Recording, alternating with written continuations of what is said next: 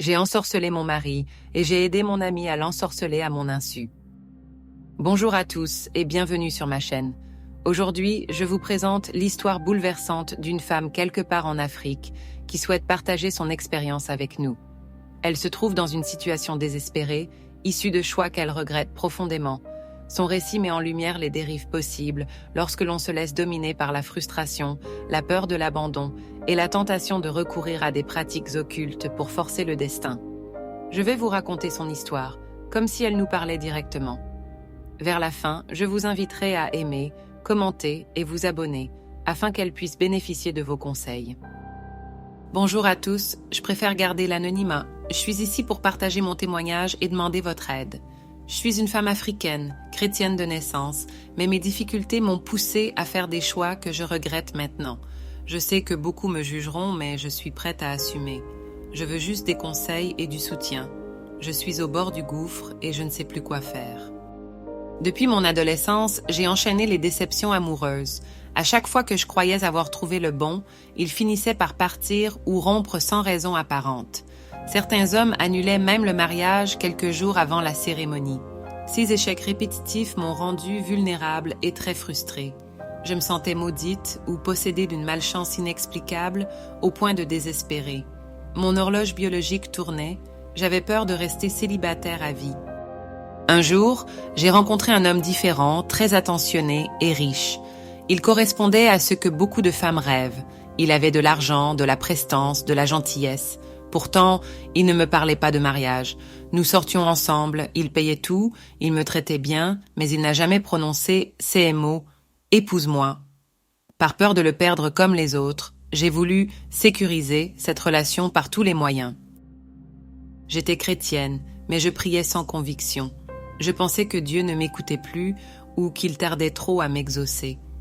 J'étais tellement désespérée que j'ai fini par céder aux suggestions d'une amie proche. Elle m'a dit « Si tu ne veux pas perdre cet homme, va voir un marabout, il te fera une protection ou un rituel pour qu'il se marie avec toi. » Au début, j'ai refusé me disant « Non, je suis croyante, je ne devrais pas me mêler de ça. » Mais plus le temps passait, plus j'avais peur que ce nouvel homme, pourtant idéal, ne finisse par me quitter. Finalement, l'angoisse et la frustration ont pris le dessus. J'ai contacté cette amie pour qu'elle m'emmène chez ce marabout. La première fois que je suis allée chez ce marabout, j'étais nerveuse. Il habitait dans une zone reculée, comme on en trouve souvent dans mon pays.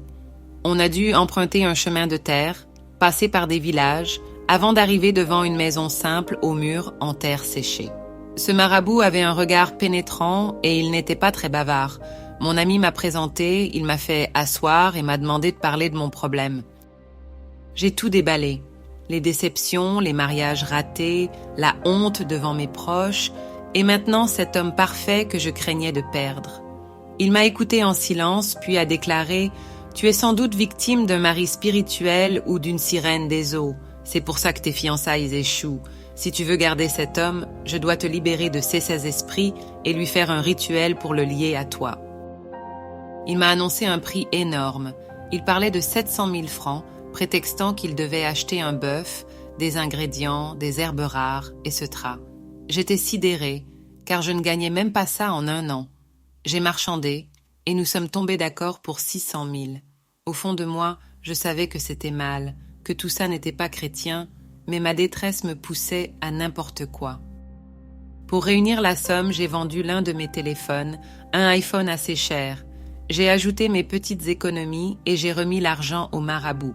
Il m'a précisé qu'il n'incluait même pas son cadeau de remerciement dans ces 600 000, car, selon lui, une fois que tu auras vu les résultats, tu viendras me donner plus pour montrer ta gratitude. Le jour du rituel, il m'a fait entrer dans une pièce sombre. Des calebasses pendaient au plafond, des statuettes traînaient dans les coins, l'odeur d'encens envahissait l'air. J'avais peur, mais je me disais, jusqu'ici, trop d'hommes m'ont humiliée. Je ne peux pas laisser échapper celui-ci. Le marabout a psalmodié des incantations, sacrifié un animal, je n'ai même pas eu le courage de regarder, puis il m'a remis 2 fioles. Il m'a dit « Chaque jour, mets-en quelques gouttes dans la nourriture de ton homme et d'autres gouttes dans son eau de bain. Avec ça, il sera totalement attaché à toi. » De retour chez moi, je me suis exécutée. cet homme que je convoitais tant a commencé à me demander en mariage, chose qu'il n'avait jamais évoquée auparavant. Il s'est montré plus attentionné encore, me comblait de cadeaux. Je croyais rêver. Je me suis empressée d'appeler le marabout pour lui dire « Ça marche, il parle déjà de fiançailles ». Le marabout, sûr de lui, a répondu « Tu n'as encore rien vu, dis-moi juste ce que tu souhaites. Mariage traditionnel, blanc, coutumier, il fera tout. » Effectivement, j'ai réclamé un mariage en grande pompe, célébration traditionnelle, mariage religieux et même une cérémonie plus intime chez mes parents. Mon fiancé a tout accepté sans broncher. J'étais folle de joie. Aux yeux de tous, j'avais enfin trouvé l'homme parfait. Mes proches se réjouissaient, ignorant que tout cela était le fruit d'une manipulation occulte. Notre mariage a commencé sur un nuage. Les premiers mois, voire la première année, se sont déroulés parfaitement. J'avais l'impression d'avoir la vie de mes rêves. Cependant, après 2 ans, je n'étais toujours pas enceinte. Cela a commencé à nous inquiéter tous les deux. Nous avons passé des examens médicaux, tout semblait normal. Puis, nous avons tenté des fécondations in vitro. 4 tentatives, toutes ratées. Le coût émotionnel et financier a été énorme. Mon mari, qui jusque-là se montrait adorable, a commencé à changer d'humeur. Il rentrait tard, sortait souvent sans me dire où il allait, se montrait parfois méprisant ou indifférent. Je soupçonnais qu'il voyait quelqu'un d'autre. Mais je n'avais aucune preuve, il verrouillait toujours son téléphone, et je ne voulais pas paraître paranoïaque. Anxieuse, j'ai repensé au marabout. Je me suis dit, puisqu'il m'aidait pour le mariage, peut-être qu'il peut faire quelque chose pour débloquer ma fécondité. Je l'ai recontacté, en lui expliquant que mon mari s'éloignait, qu'il risquait de partir si je ne lui donnais pas d'enfant. Je lui ai demandé un nouveau rituel. Il m'a répondu, « Tu n'as pas d'enfant ? Moi, j'en ai plein dans mon royaume. Combien en veux-tu » J'étais à la fois amusée et effrayée par de tels propos. Mais j'étais tellement prise dans l'engrenage que j'ai hésité à accepter. J'ai discuté avec une amie chrétienne qui m'a vivement déconseillé de retourner voir ce marabout. Elle me disait, « Tu vas aggraver ta situation. Toi qui es chrétienne, souviens-toi que Dieu seul peut t'aider. » Pendant plusieurs semaines, j'ai eu des rêves étranges. J'y voyais mon défunt père qui me barrait la route comme s'il traçait une ligne au sol et m'interdisait de la franchir. J'en ai conclu que c'était un signe spirituel. Je ne devais pas retourner chez le marabout. Entre-temps, j'ai fait la connaissance d'une nouvelle amie, une vendeuse de vêtements en ligne. Je lui achetais parfois des habits. Nous avons sympathisé et je suis allée à sa boutique. Elle me racontait sa vie. Elle était divorcée, mère de 2 garçons qu'elle avait laissés à son ex-mari, et elle disait ne plus jamais vouloir se remarier. Elle préférait profiter de la vie, entretenir des relations avec des hommes riches et vivre au crochet de ses amants. Elle me confiait « J'ai un copain très fortuné, il paye tout pour moi, mais j'ai peur qu'il me quitte un jour. Je veux le sécuriser, pas pour me marier, juste pour qu'il reste à mes pieds. Connais-tu quelqu'un qui peut m'aider à le lier? Je suis prête à payer cher. » En entendant cela, j'ai commis l'erreur de penser au marabout. Je me suis dit, il l'a fait pour moi, il peut le faire pour elle. Après tout, c'est elle qui me le demande. Et moi, je n'ai plus envie d'y retourner pour mes propres problèmes, mais je peux toujours la mettre en contact. Mal m'en a pris, je l'ai emmenée chez le marabout, sans même chercher à savoir qui était exactement son copain. J'ai juste supposé qu'il s'agissait d'un homme différent du mien. Nous avons fait le trajet en voiture. Elle a apporté 2 photos de l'homme, une en portrait complet, l'autre en demi-plan. Nous sommes arrivés chez le marabout. Elle est entrée dans la pièce secrète où il opère, tandis que je l'attendais dans l'antichambre. Quand elle est ressortie, il était tard. Nous avons repris la route, tout semblait normal jusqu'à ce que son sac à main tombe par terre en montant dans la voiture. Une photo est tombée et s'est retrouvée à mes pieds. Je l'ai ramassée machinalement et là, mon sang s'est glacé. C'était la photo de mon mari. Je me suis écriée « Mais c'est mon mari sur cette photo !» Mon amie m'a regardée, stupéfaite. Elle ignorait totalement qui était mon mari. En fait, je me rends compte que je lui avais peu parlé de ma vie privée.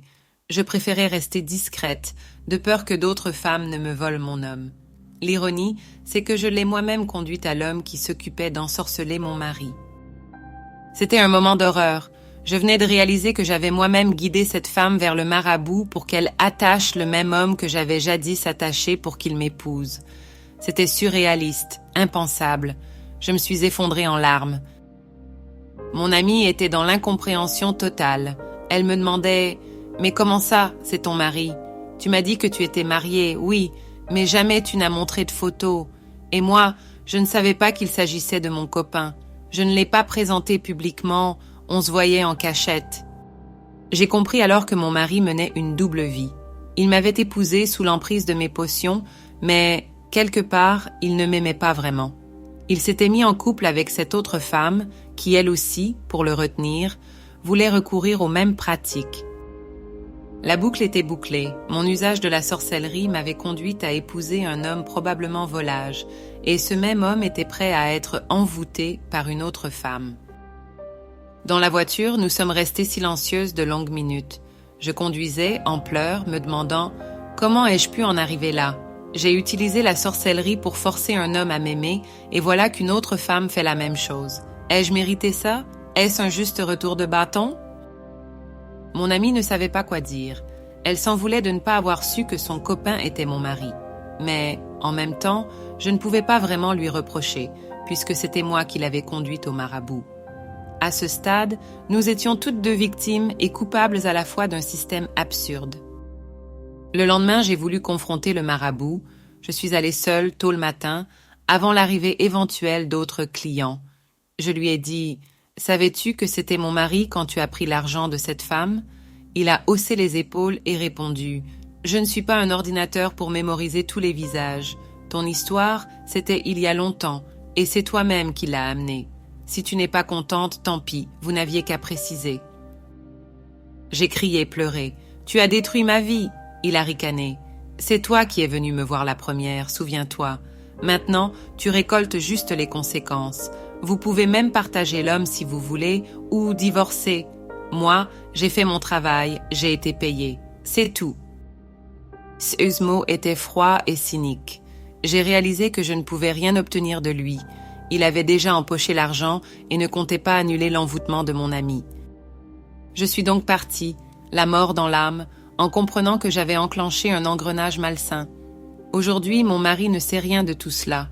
Il ignore que je l'ai ensorcelé, puis qu'une autre femme l'a ensorcelé à son tour. Il continue ses absences, il reste distant. Peut-être qu'il finira par me quitter ou qu'il restera, mais sans amour sincère. Je me sens coupable et perdue. Je n'ai plus d'enfant ni de grossesse en vue. Les tentatives de FIV ont échoué et je n'ose plus aller prier ce Dieu que j'ai trahi en me tournant vers les forces occultes. Je me réveille parfois en sueur, me demandant si je ne devrais pas tout avouer à mon mari, quitte à ce qu'il me rejette, mais j'ai peur. Voilà pourquoi je me tourne vers vous, chers spectateurs. J'ai fait de mauvaises actions. J'ai eu recours à la sorcellerie pour garder un homme et ça m'a ramené des ennuis encore plus grands.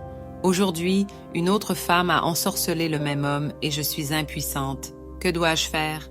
Dois-je avouer, m'excuser, prier, quitter mon mari ou tenter de sauver ce mariage malgré tout?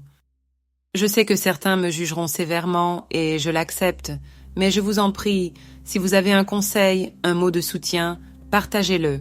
Je regrette amèrement mon acte et j'espère trouver une solution pour sortir de ce cauchemar. Ainsi s'achève le témoignage de cette femme. Son histoire nous rappelle à quel point la peur et le désespoir peuvent nous conduire à poser des actes graves, parfois irréversibles. Elle vous supplie de lui apporter vos conseils ou vos expériences similaires pour qu'elle puisse se frayer un chemin hors de cette spirale. Si vous pensez pouvoir l'aider, n'hésitez pas à liker, la partager autour de vous afin que d'autres personnes, peut-être dans la même détresse, prennent conscience des risques de la sorcellerie ou de toute pratique occulte. Commentez vos avis, vos anecdotes, vos conseils, vous abonner à la chaîne pour ne pas manquer d'autres témoignages poignants et sincères. Merci d'avoir suivi ce récit jusqu'au bout. J'espère qu'il suscitera réflexion et compassion. Prenez soin de vous et à très bientôt pour une nouvelle histoire.